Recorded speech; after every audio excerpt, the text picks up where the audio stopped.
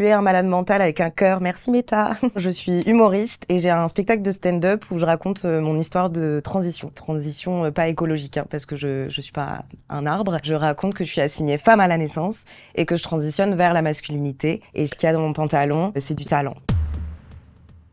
Il y a eu la réélection de Trump, il y a eu l'annonce de Meta d'autoriser à dire que la transidentité est une maladie mentale alors que ce n'est pas le cas. La transidentité n'est pas une maladie. Et moi, ça m'a énormément touchée. J'ai fait un burn-out de transphobie. On a eu, et je dis on parce qu'on est plusieurs personnes transvisibles sur les réseaux, à avoir eu la même salve de haters. Tu es un malade mental avec un cœur, merci Meta. Et j'étais waouh, ça va hyper vite. Donc ça a accentué le nombre de commentaires haineux sur les réseaux. Là, tu peux être sûr que sous la vidéo, parce que j'ai dit trans non-binaire, il y a vraiment des gars qui sont déjà en train de commenter, genre, puisqu'on peut être non-binaire, alors moi, je suis une chaise. Écoute, Jean-Fabrice, si tu te sens chaise, que tu es heureux comme ça, va transitionner à Ikea. Ça a aussi ouvert la porte à une transphobie quotidienne. Une des expériences qui m'est arrivée et qui était un peu genre la goutte d'eau qui a fait déborder le vase, c'est que je me suis fait contrôler par des flics dans le métro, comme ça peut arriver, voilà, on se fait contrôler. Et en fait, sur ma carte d'identité, il y a toujours le féminin, parce que les procédures sont très très longues, très très éprouvantes pour changer sa carte d'identité. Le policier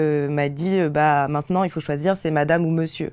Et moi, j'étais là maintenant. Parce que moi, j'ai un spectacle d'1h30 où j'en parle. Hein. Et du coup, j'ai répondu monsieur et il a commencé à se moquer de moi, à prendre ma carte d'identité, à montrer à ses collègues, tout en utilisant l'intimidation. Ça m'a fait peur. Ça m'a vraiment fait peur. Je me suis dit, ça a des conséquences même devant les gens qui sont censés nous protéger, quoi. Je crois que le plus difficile, c'est que les gens se rendent pas compte que c'est parfois de la transphobie.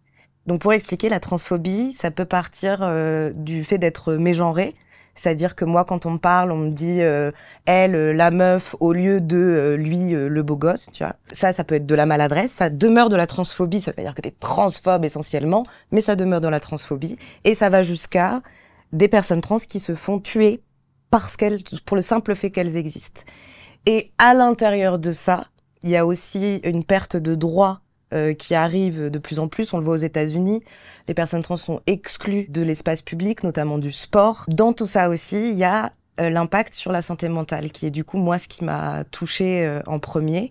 Il y a un très haut taux de suicide chez les personnes trans, en particulier les meufs trans qui sont en fait les premières touchées par la transphobie parce qu'elles ont la double peine de la transphobie et de la misogynie. On a vraiment besoin des gens, nous les personnes trans, on est 0,3% de la population en France. C'est assez ouf que les gens se concentrent énormément sur nous alors qu'on est vraiment minoritaire. On a besoin d'aide, on a besoin d'alliés, parce qu'on oublie souvent que la transphobie c'est beaucoup plus général que juste les personnes trans, parce que quand on touche aux droits des personnes trans, on touche au droit à disposer de son propre corps. Et du coup, on touche à notre liberté fondamentale d'être nous-mêmes. Je choisis ouvertement le rire, je choisis la joie, pas parce que c'est facile, mais parce que c'est nécessaire. C'est parce qu'on est de plus en plus visible que la haine est aussi de plus en plus visible. Donc ce que j'essaye de me rappeler, c'est que peut-être on fait un pas en arrière, mais on a fait 2 pas en avant.